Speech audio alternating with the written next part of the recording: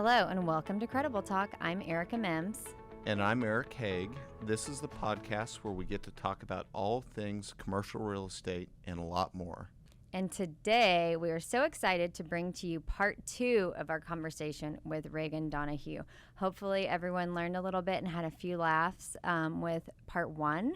And as you already know, Regan is the Senior Principal of Strategy at Unispace, a global design and construction firm that specializes in creating experiential workplaces.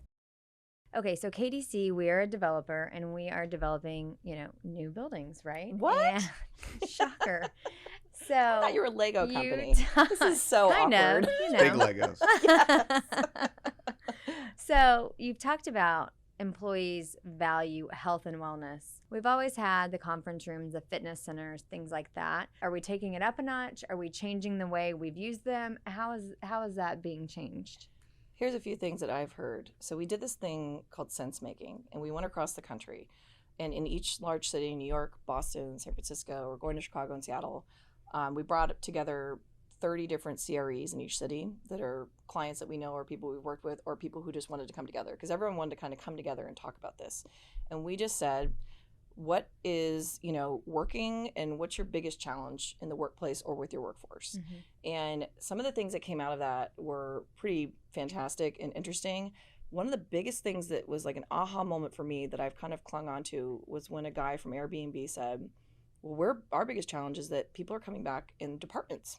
Like an entire 30-person department chooses to come back Tuesdays and Thursdays together. And we no longer have a space that's suited for, enough, because when they come in, they want to have almost all day meetings, right? Yeah. And they want to kind of engage. Instead of sitting at a workstation, they're not coming in to do a normal day of work. They're coming in almost like an event. So these spaces need, in my opinion, that boardroom needs to evolve to become an event space. Thinking about an all-day meeting that you might have, it needs to make sure that you have ergonomic seating in there, because some conference rooms just have like that 1-hour seating chair, right? Mm-hmm. It needs to think about what is the technology. If heaven forbid you have to do mixed presence, because we don't want to disclude anyone, but that needs to be a consideration. It also, the sound quality is so important. I mean, we had a town hall yesterday where it was so hard to hear certain people that were in a large space. Yeah. And clear sound is something we take for granted. That I think, there's companies out there like Snow Sound, they do sound absorption panels and things. I think that should be all over the place. Yeah. With Zoom calls, with sure. these team meetings. So I think that's a consideration, that if you knew you could go into a space and like manage noise and distractions, that, by the way, is the biggest complaint people had in the past of their office. Heaven forbid we put them all in open plan, but so here we are. Yeah. Benching and like 2 feet away from each other. So that is important, to have a space that supports larger groups coming in, fewer workstations, if any, going back to that like touchdown space. Because you still, if someone has to go quickly work on something and focus, I actually recommend making it more like a study carrel. If you think of a library and you can go maybe sit somewhere by the window. Do you remember what a library is, Eric? I used to be in one all the time. Thank goodness I'm not anymore. Oh, man, right? Like law libraries. I went to the library and Aarica went to go get Cliff Notes from the bookstore. You could buy those. Yeah. Is she really going to read that book? I'm going to read it. Is she going to do it? Okay, I hope so. So other things that are missing, I mean, amenities matter. But let's keep in mind that we talked about the gym last night. Uh-huh. I think there's still research supporting that the gym is important because it can help lower your overall benefits cost for most companies. And I actually worked in the insurance world for a hot 10-month period, and it was the most depressing thing of my life that I had to leave. But anyways, but one thing I took away from that was that the cost of employee benefits is over 50% of a corporate's profits. Mm-hmm. And so if your employees are mentally struggling or unwell, if they are physically unwell, if they're not balancing that, then that's an issue. But I actually think maybe, have a gym, but maybe we're talking about like a personalized Peloton room that maybe has its own shower. I mean, that might be going a little extra. That's like high level, right? But your own little mirror room or tonal where you can have like the screen in front of you where you don't have to be sweating next to your boss. Like, super awkward. I mean, I don't know. I don't need that. I always wonder what the actual gym utilization rate is for a company that gives their employees access. I did research and it said 25%, but Aarica has seen a lot of gyms and you beg to differ, so it depends maybe. Yeah. You think it's I think it's lower? less. I I don't think it's think like 10% of an office building population actually uses the gym. Yeah. I think 24% of a company might sign up to use the gym. Like I'm signed up to use our gym, but I've never been. You've not even looked at it. I've not stepped foot in it. Nor have So. I. Yeah. Well, this storage tech company, I can't say their name, had a really cool idea of what if we built a restaurant, like our own restaurant that our employees have access to, like a private club. Who doesn't love a country club type feel, or it's things like that. I feel, because first of all, food wise, and I know we'll talk about food later, but I'll talk about it now. If you think about it, let's dive in. If you think about it, I think the reason people love and why they knock down the door super hard with restaurants is because you're engaging all your senses. You've got your sight, taste, sound, you've got your eye contact. I mean, you're just engaging all the senses. And so it's a full experience. And the same thing if you think of a Disneyland ride, you're going through the entire time, they're giving you an experience. They're immersing you into a world. And, we felt that pain because we were actually in California when that happened. And they essentially shut it down, right? And we had season passes. And we were just like, no, that's our place. And, nothing else seemed to matter but the fact that we couldn't go there, right? And so what are these experiential places and environments? So are you saying the office space of the future needs to be us working in one big restaurant? And Disneyland maybe themed. Like Ariel's Grotto would be great. Thank you. No, I mean, that's crazy. But here's the thing. Every idea has to start off weird before it can be innovative. And that's this guy, Tom Kelly, said that from IDEO. And these guys invented the computer mouse, so I think they know what they're talking about. But the reason he said that was if it's not weird first, then it's not going to be different. Yeah. And if it's not different, it can't be innovative. So I give all the weird ideas, and I hope someone else out there can bridge it to adapt it to something later. But we got to start weird. So, I mean, it worked out really well that I used to mismatch clothes as a kid. So I can get weird. Well, and I think bringing that back to the company that you were having this visioning session with the CEO, when the meeting started, I think you mentioned that the CEO wanted to have his own CEO suite with a separate entrance and not really ever collaborate with the employees. And when you finished that 4.5-hour session, he then went completely different tone. I think he doesn't have an office now. He sits out in the open with the employees. And so introducing the weird ideas and then bringing them back to, kind of normal. It works. Well, what we thought of for them was, okay, you're going to give up your offices, which they ended up agreeing to do that. But then we gave them a sort of executive suite because they still have to have their meetings that they need security and privacy for. There are times, but when a C-suite is coming to the office, which is very rare, they're coming in to have meetings. They're not coming in to focus. If they need to do a quick call with, China or whatever, then maybe give them a space to go tuck away that's within that area that they can control. But I think of it like almost like a lounge in an airport, right? Because the airport's this sort of common area that everyone shares everything unless you kind of get like an access to this, United Suite or whatever it may be. And maybe that's what we give in the future, right? And that's something that anyone with a private office might be willing to give up their private office if they have access to something that, is more enjoyable. Sure. So, we don't need to necessarily have all of these private offices and closed doors, but maybe we take some of that space and give back. Because sometimes it is important. Like we've earned a point when we get to a certain age, we have earned a little bit with our status and with our working hard. So some people are not willing to give away the status part. So that's kind of a nice trade-off to think about. And I love having status on an airline or a hotel, for example. I love when they go, oh, thank you for being a platinum member. We've just upgraded you to this room. It's like, yes. Like, what if that happens? What if there's a status of people who are regulars in an office? The more you come, the more you get sort of points. I like that. Yeah, like you get access. The more you come. You get access to special things, And it's sort of it rewards the people who value the use of the office and are using it in the right way. And also, it's kind of gamifying the whole system versus, like, if you're just saying, come back, this is, think of how many people play video games to earn points that are nothing. These points you can't use in the real world. I'm sorry. Like, you sit there and you're just like, oh, I gotta get to the next level. And it's like, why? I mean, but again, I'll never fly a different airline than United or Bonvoy for a hotel because I have my status and I have my points. Yeah. Bonvoy.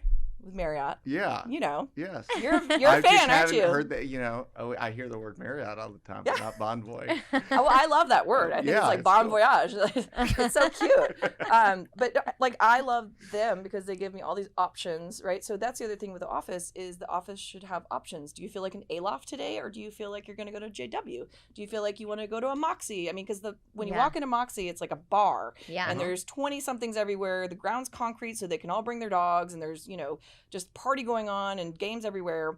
Sometimes I'm in the mood for that, but sometimes mama just wants to go take a nap. Yeah. So otherwise I'm like, I'll go to the Westin today. Thank you very much. And I mean, it's choose your own adventure, which I think is something that, again, giving people choice and control. Maybe the office has different themes. Yeah. Maybe there is kind of a more like fun, playful part that's sort of like the Moxie. And then over here, it is kind of a little bit more prestigious. And, you can choose where you want to be or where you want to go. Yeah. And quite frankly, I also think the services of a workplace need to be enhanced. Right. The next position that's coming out in the C-suite is the Chief Experience Officer. Yes, I love that title. Maybe you should take it on. Yeah. Everything will be so high-end if she takes it on. I mean, Sarah. I'm going to take down the people CPO and be the Chief Party Officer. But anyways. No, but it's true. I think companies and development companies are getting more creative. I stayed at a hotel in Denver. This hotel was kind of a boutique hotel, and it was really cool because I went into the hotel. There was a lobby, but you couldn't tell it was a lobby because there was no real reception area. You couldn't go in and really check in, but somebody did greet you, and then you would walk around the hotel lobby area, and you'd have there'd be a couple bars, and then you'd see another kind of half lobby. Well, that was the entrance to the office portion of the building. Oh. And so anybody that was officing in that building right adjacent to the hotel was coming down. They're basically in a hotel environment as they walk around, and it's really inviting. And I just thought it was a really unique way to bring some energy to what would ordinarily just be a plain office building. Yeah. I mean, be still my beating heart, because that is what I begged for when COVID first hit. Is I said, if people become remote and they move out of the state or city, attach to a hotel or build your own hotel rooms. Because why would you have a person who's going to come every month or so to come for 2 or 3 days and maximize their face time, stay outside of your space and away, when the most important times are the meals, when they're going to have a glass of wine together, or they're going to have a coffee in the morning together, whatever is the time they're engaging their senses. Why would you lose those crucial points? Because not everyone's going to be as aware of the fact that you need that to succeed within your role. And so help kind of encourage that by creating almost like, a camp or something where it's, you come together for, like, you agree that I'm going to be a remote worker, but when I come in, I'm going to come in for a week at a time, once a month, and it's going to be all in. I'm like face forward to back-to-back meetings. We're going to knock this out. Same thing if you work in the same city. I agree. Tuesday and Thursday I'm coming in. Those are my meeting days. All day. We'll have meetings all day. Like I told Aarica, you put makeup on, get ready, put on your cute outfit. The other days, no videos allowed. No conference calls. No meetings. Like those can be maybe your off days where you do what we call the asynchronous work, where you can work in collaboration and see that the work's going on. You can keep moving. You can text each other and things. But why do we have to have so many video calls right now? It's exhausting. And they go on too long. And it's like, this could have been a 2-minute conversation. Yeah. And because it's 30 minutes on the call, we have to fill that 30 minutes because and they're choppy. The schedule and is people blocked. are talking over each other. Because it's there. And it's like, have you ever, it's so awkward. Like people are now starting to say, I'm going to give you back some time. And there's like 2 minutes at the end. You're like, thanks. And normally in real life, you'd be like, oh, that's a great meeting. But I firmly believe that if you can figure out a strategy to like bring hotels and their concierge and guest services, and maybe they run the gyms for you guys, right? Yeah. People don't seem to mind working out in hotel gyms. Yeah. But you kind of get that either close or attached, or there's a partnership, And maybe some of the office buildings create this sort of club where you have an all access pass to, 10 different office buildings in the US or in the city, and you can choose where you want to work, and your team can choose one, and you guys can see, oh, this one has a great event space, so we're going to go here on this day because we're going to have this big, speaker come in. But on this day, we know we need to do more whiteboarding and brainstorming, and this one has really great stuff there. Like, I don't know, maybe what if that was broken up? Or it could be broken up by floor. We did this one thing, this client had a very thin, tall building, and they were like, well, we don't know what to do with each floor because it's kind of like very long and, almost a bowling alley. And I was like, well, what if each button on the elevator was a different theme of, this is the brainstorming floor, this is the meetings only floor, this is your focus floor, this is your, social floor. And so you choose how you want to work that day. Yeah. And you can come in and kind of, instead of pushing a number, you're pushing an experience, or it's again, choose your own adventure. I used to love those books as a kid because you had control. You could choose how it would end. Usually I did a bad job choosing though. They always died.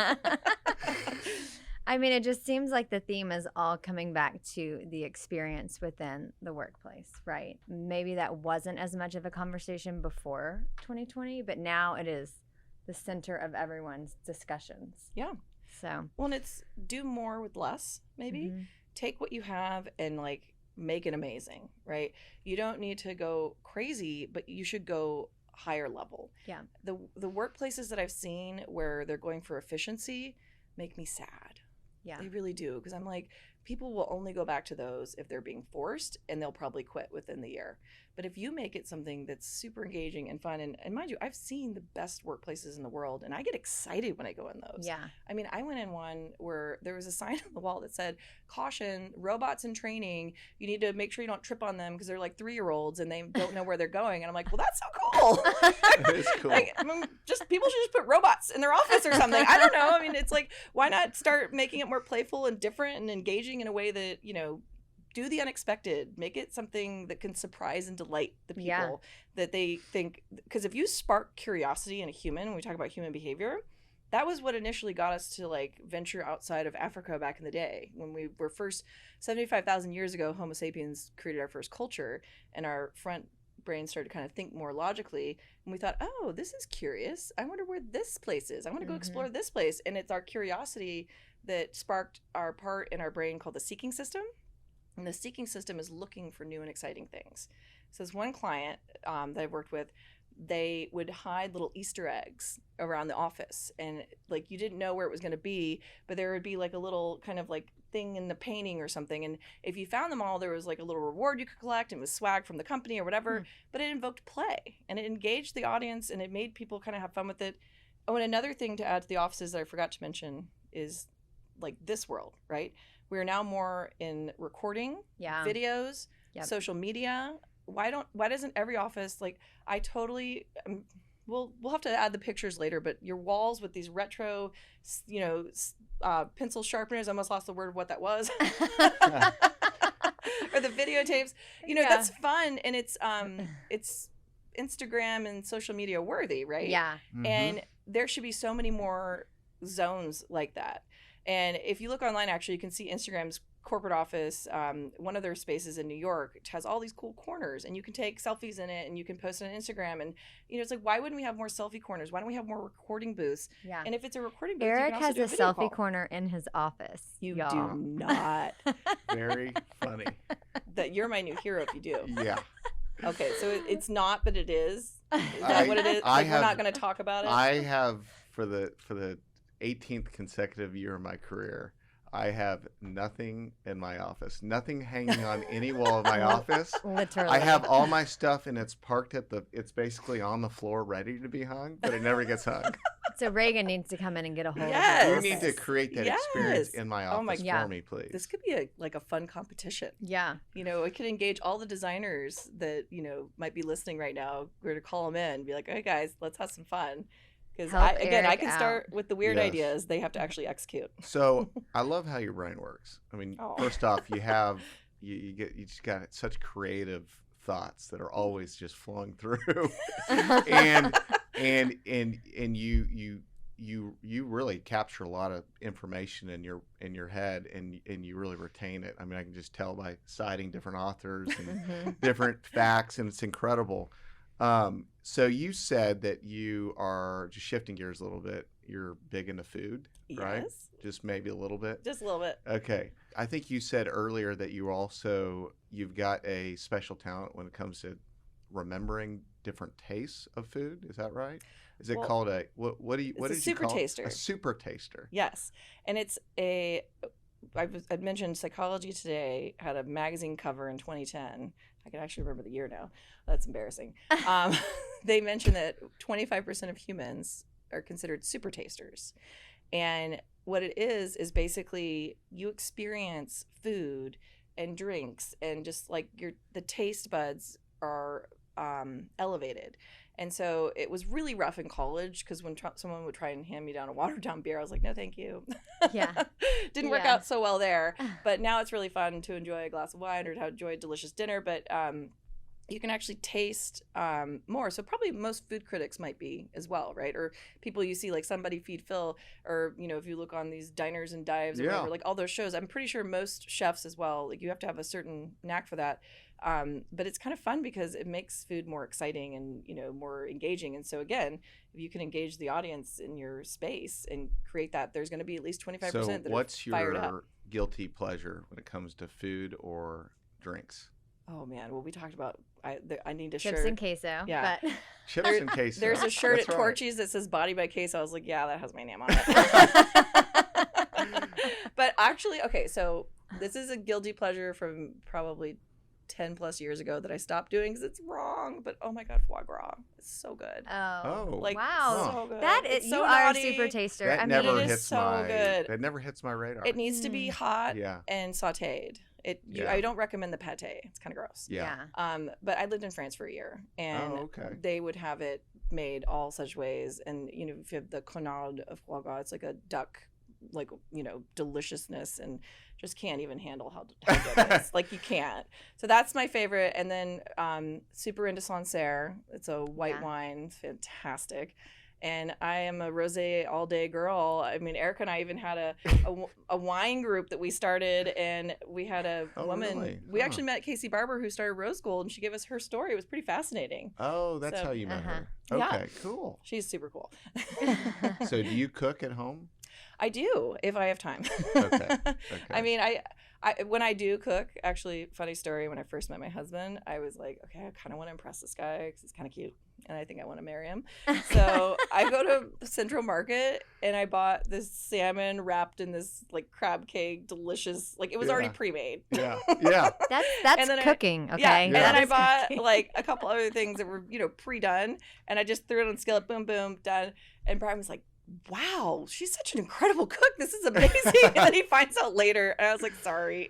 At least I didn't burn it, you know. made the effort. I did. That's all that matters. That's A for right. And I effort. got the ring for it in exchange. That's all it takes is man's stomach, right? Yes. Oh my gosh. Well, this was so fun. I mean, I I feel agree. like Regan Thank could keep you. going and going talking about I know. the workspace of the future.